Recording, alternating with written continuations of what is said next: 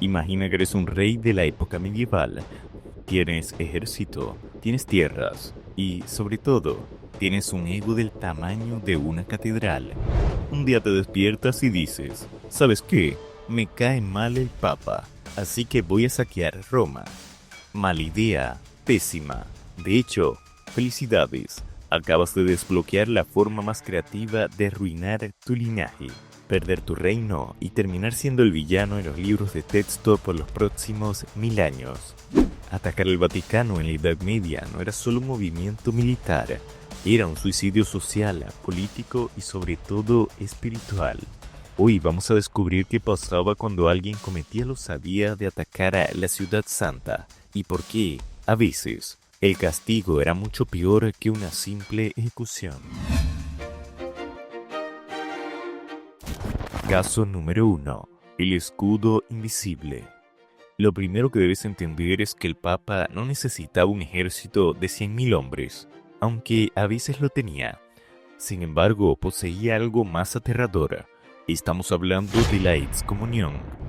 En el siglo XXI, que te echen de un club no era gran cosa.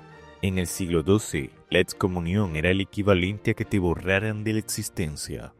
Si el Papa te excomulgaba, tus súbditos ya no tenían que obedecerte. Un paso libre para que tus nobles te dieran un golpe de estado. Tus enemigos tenían permiso divino para invadirte. Si morías, ibas directo al infierno sin pasar por la casilla de salida. Básicamente, eras un cadáver andante al que cualquiera podía apuñalar legalmente porque Dios así lo quería. El Papa no te lanzaba flechas, te lanzaba párrafos en latín que destruían imperios. Caso número 2. La Guardia Suiza y las murallas de oración.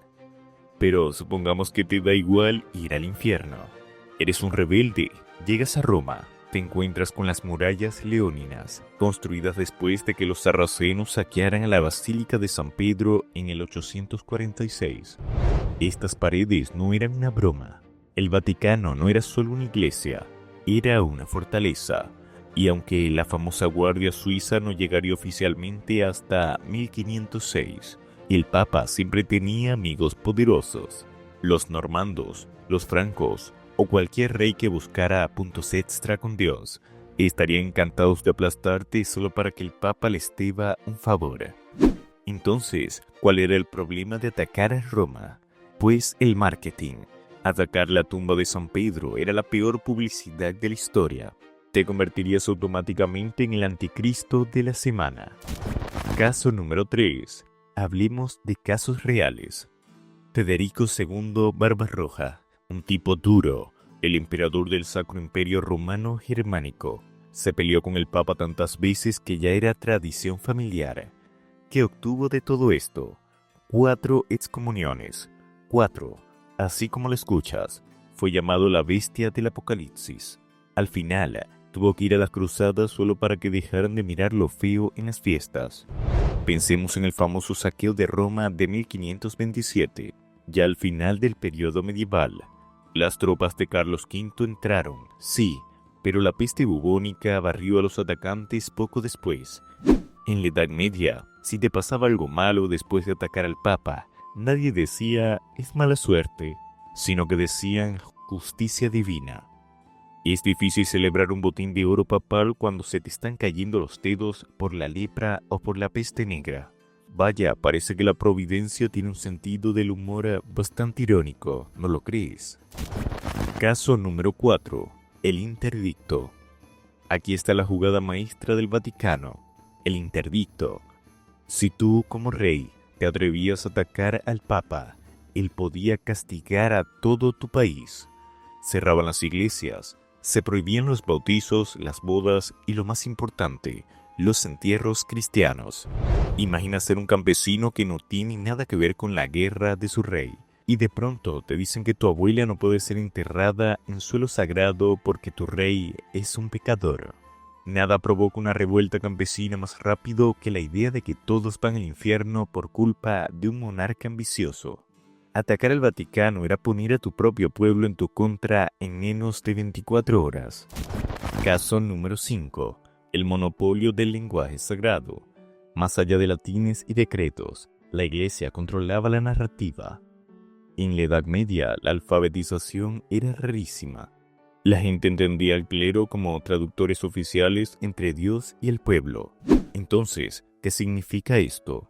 Que el Papa no solo pegaba excomuniones, sino que reescribía la historia oficial de un rey en sermones que repetían los curas en todas las aldeas. Imagina que hoy un influencer hiciera un live y en menos de 24 horas toda la población creyera que tu gobernante es un monstruo. Prácticamente eso era el Vaticano, un centro medieval con dogma y anatemas. Caso número 6. Economía papal. Dinero, tierras y favores.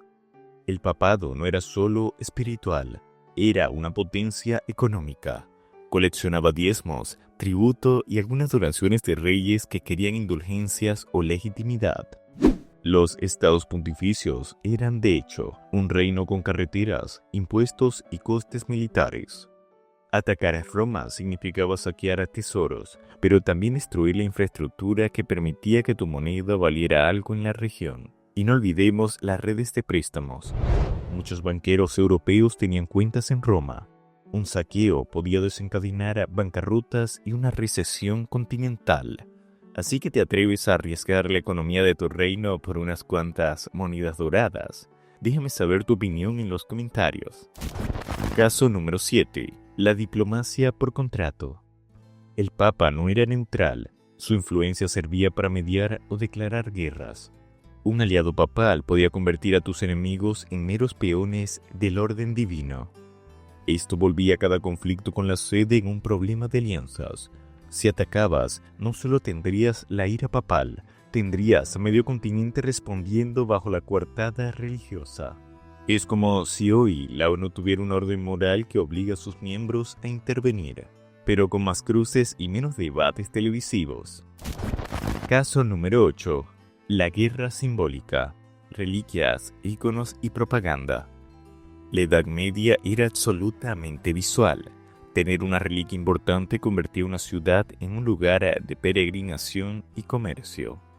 El Vaticano y otras iglesias atesoraban huesos, fragmentos y objetos que, reales o no, movían multitudes y dinero. Atacar las reliquias era destrozar la identidad espiritual de millones. Además, la propaganda funcionaba. Las crónicas y tapices podían convertir a un invasor en un demonio en cuestión de semanas. Entonces, ¿qué pasaba si había saqueo de reliquias? Genial para el botín, pésimo para la reputación eterna. Caso número 9. La paranoia sanitaria y la religiosidad popular. Además de la peste, existe un matiz divertido y a la vez oscuro. La gente de la época veía enfermedad y desastre como señales de ira divina. Si una campaña militar contra Roma traía peste, hambruna o un eclipse, la población creía que Dios se había manifestado. Así que, aunque los nobles tuvieran intereses reales para atacar, los campesinos, guiados por supersticiones, podían volverse contra su propio señor por miedo a un castigo colectivo. Ahora bien, no es que los campesinos fueran irracionales. Simplemente tenían incentivos mortales para preferir estabilidad espiritual sobre gloria militar. Caso número 10. El as bajo la manga. La máquina cultural. Lo que muchos no saben es que la iglesia controlaba festivales, calendarios y ceremonias públicas. Si te peleabas con el Papa, perdías acceso a ceremonias que cimentaban la legitimidad, coronaciones, bendiciones y procesiones. Hoy día es fácil subestimar cuánto valen estos rituales, pero un rey sin rituales es un rey sin legitimidad performativa. Es como intentar gobernar sin redes sociales. Estás tecnológicamente desactualizado ante la opinión pública. Concluimos diciendo que al final del día, el Vaticano en la Edad Media no sobrevivió solo por sus muros, sino por una idea. La idea de que el poder espiritual estaba por encima del poder terrenal.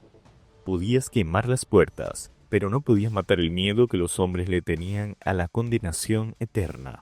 Lo que muchos no saben es que atacar al Papa era el equivalente medieval a intentar apagar un incendio con gasolina.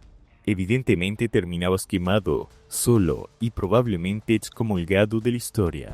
Si este viaje por el lado más oscuro y estratégico de la historia te ha gustado, no olvides suscribirte. Es gratis y te aseguro que no te traerá ninguna excomunión.